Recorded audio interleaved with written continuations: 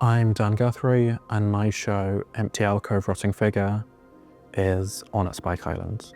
It's a co-commission with Chisenhall Gallery. The show will be at Spike from February to May this year, and then move to Chisenhall from June until August.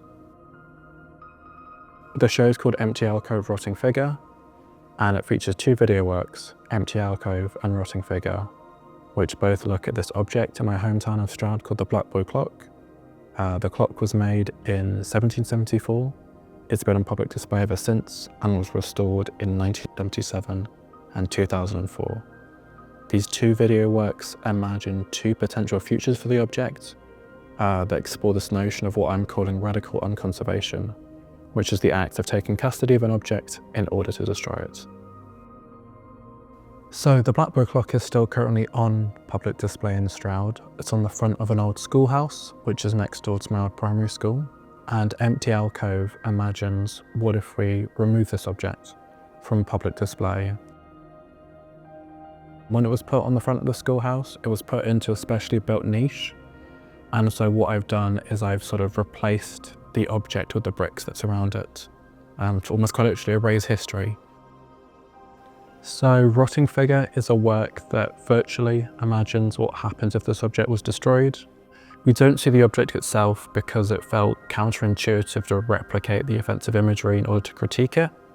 So what we've done is I've worked with a CD designer in order to imagine the object being covered by sort of bin bags and red tape, very similar to how other controversial objects have been covered up in the sort of post-Colston landscape. And we watch this figure crumble over the course of 5 minutes, this kind of abstracted form.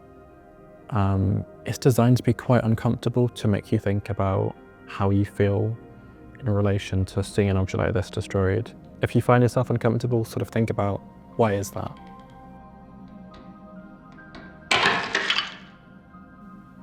So both of these works have captions and audio description that actually adds another layer to the work, rather than just being sort of an interpretation of it, so to speak. They both feature a dialogue between subjective and objective voices. Objective being a very neutral description to what's on display, and subjective, something with feeling, something with intention. This is particularly seen in Rotting Figure, where the audio describer can only describe what they can see, which is the sort of mysterious object, but the subjective voice, which is voiced by me, sort of talks about what's underneath the sort of colonial object that we see decaying in front of us.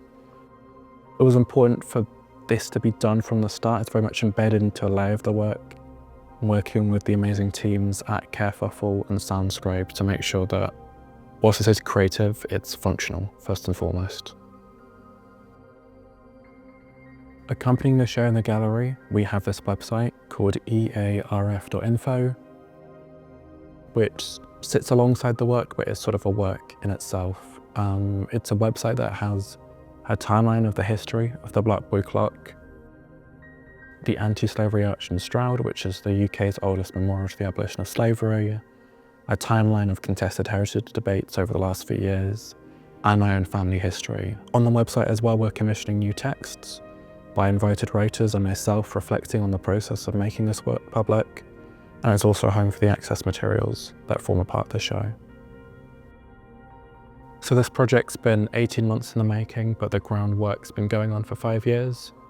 I was involved with conversations about the Blackboy Clock since 2020, researching it on my own steam, getting involved with a consultation asking local residents what they think of it that got 1,600 responses, developing a series of recommendations with the local council. The sort of headline was for them to pursue the removal of it. And then more recently, in December 2024, we put up a new plaque that I co-wrote with local residents alongside the object. This exhibition isn't a culmination of all that, more sort of the next chapter in these ongoing conversations. I'd like to think that the show can sort of kickstart things up again as we think about what should happen to the object. Obviously I want it to come down, but we have to see where that goes over the coming years.